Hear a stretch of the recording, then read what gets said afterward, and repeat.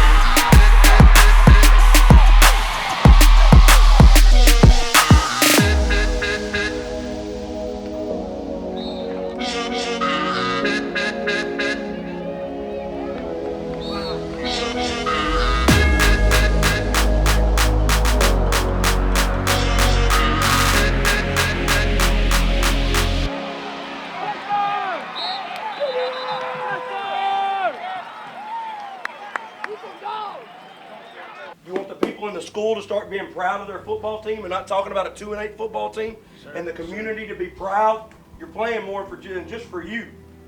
You're playing for this program. You're playing for the high school tonight.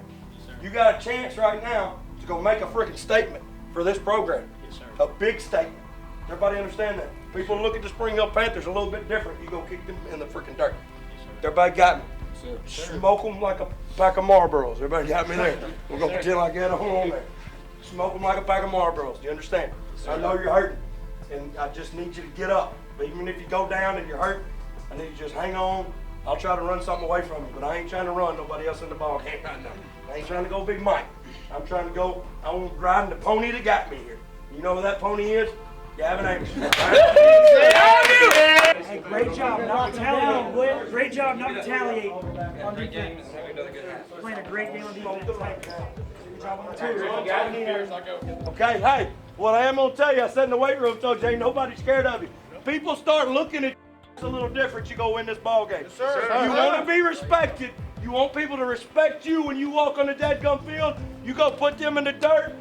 People start looking at you a little different. I just told the offensive line, everybody in the newspaper, all that bull crap, talking about a signature win. This right here, I'm telling you right now, is a huge step for the culture of this program. If you go win this and guess who freaking did it? You'll do it. Does everybody understand that? Yes, sir. Everything we preach every single day, this is a huge step towards that. If you go seal this second half. Yes, sir. Everybody got that. It's a huge step. I didn't do it. You're gonna go do it. Yes, sir. Go giggle. Yes, sir. Get it out. Get it out.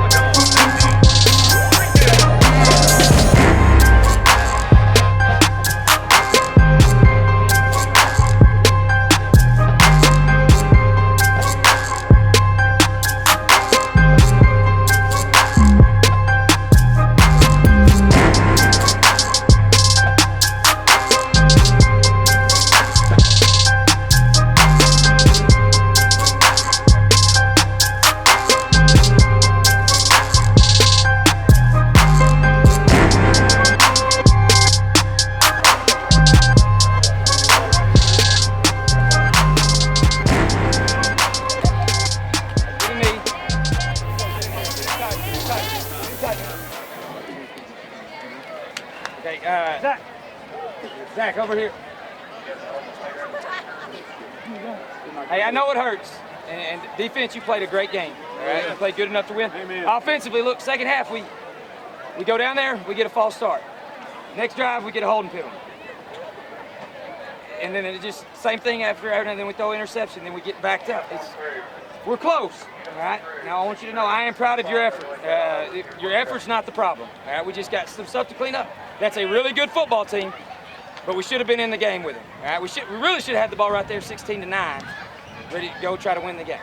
All right? We got to be able to do that, and that's on us as coaches, and you got to take some ownership of that too. So when we get to practice on Monday, practice should look like you want it to look on a Friday night, all right? Real quick. Hey, listen to me. Hey, the feeling sucks. You understand that? But the good thing is we got one more game for district. You understand that? We got one more. You got another week of preparation. You understand that? You got to stay on the grind. The grind never ends. You understand that? The grind never ends. But when it comes down to it, you got to be that person that coach. When I go in, I'm going to make the play. I'm going to make the play. And you should be hungry right now. You should be even more hungry than you ever have been. You should be humbled right now. Everybody got that?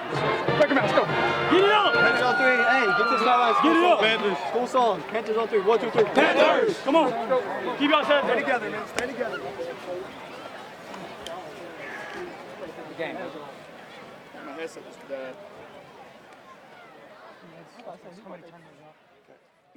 You guys think you really came and, gave it to them both halves as much? Yeah, first half, defensively played good the entire night. And we knew going into that game we weren't going to, Malakoff hasn't given up many points to anybody. So the chances we got, we needed to execute. And we did, on one drive in the first half, get it done. And then the second half, we had some penalties and some just unfortunate things. And they're a really good football team. And when you have those mistakes, you're not going to score. So another thing that really stuck out was we're going to throw the ball down the field, 8 to 10 times a game, and we didn't complete any of them. So we just got to come down with those big catches. Never going to be a high percentage on those, but we just need to make those big plays that are 40 to 50 yard gains, and then score after that. I thought we played really good really the entire game. That was a very good football team. There's no doubt about it. They were a very physical football team. They came out in the second half and really kind of took it to us a little bit.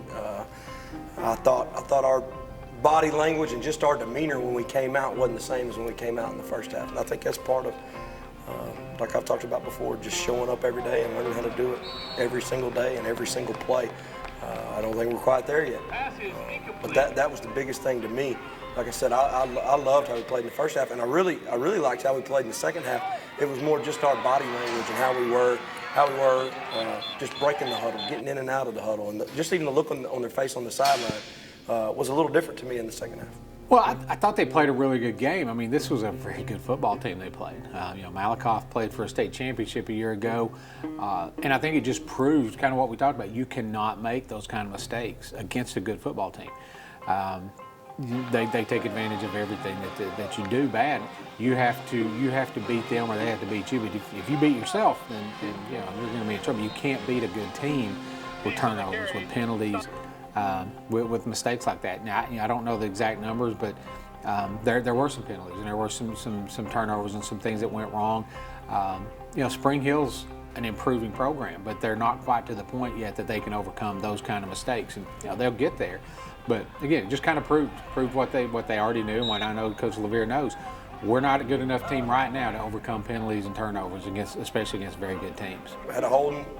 The one that really disappointed me was the one that was on my offensive line, that false start when we, get down there pretty close to the red zone and false start, and that brings us back. Obviously, in the second half, it was actually the first two drives of the second half. Both of them got us behind the sticks, and when you get behind the sticks against a good football team, it's not good football.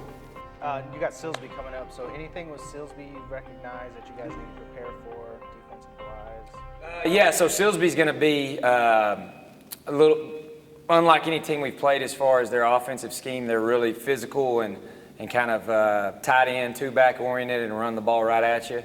So we've got to match that physicality. And then defensively, they play the run really well. So we're going to have to throw it around a little more. Still run it some, but it's good for us. Not that this game, it's not a district game, so and we've got some stuff in the passing game that we need to work, and we're going to work it this Friday, so it'll be good for us. We're treating it like another week. It's a really good football team. We've got a little bit further trip, but that's all we're doing. We're going out and practicing hard. Well, another great football team, and that's the thing about it. Spring Hill's schedule is brutal, but I love it. And I know Coach Levere inherited this schedule. It's a 2-year deal, but back-to-back weeks they played Malakoff, which played for a 3A Division I state championship last year. This week they play Silsbee, which advanced to the 4A Division II semifinals. So. Tough teams, but I love it. I think that's the way you get better as a football team. You're not going to get better going out there week after week playing teams you can beat. There's no point in it. Sometimes it happens. Sometimes the schedule falls that way, but if you want to get where Spring Hill wants to get, you have to play tough teams, and that's what they're getting with Silsbee. They're 2-2, but they played tough schedule. They're a very good team. They've got some guys back from last year's team that played 15 games. That. Kind of people underestimate that sometimes how many they made the playoffs last year, but that was last year. Most of those guys, or a lot of those guys, that's 5 extra weeks of practice that they had that a lot of teams don't have that Spring Hill didn't get. So even the guys that didn't play a lot in those games, they had those extra practices. So this is a very good football team they're going to play. Same story. You can't go on the road against a good team, playing them in homecoming. They scheduled Spring Hill for homecoming for a reason. They think they can go down there and beat them. So Spring Hill's got a big challenge for them and some motivation. So I think it'll be a pretty good game.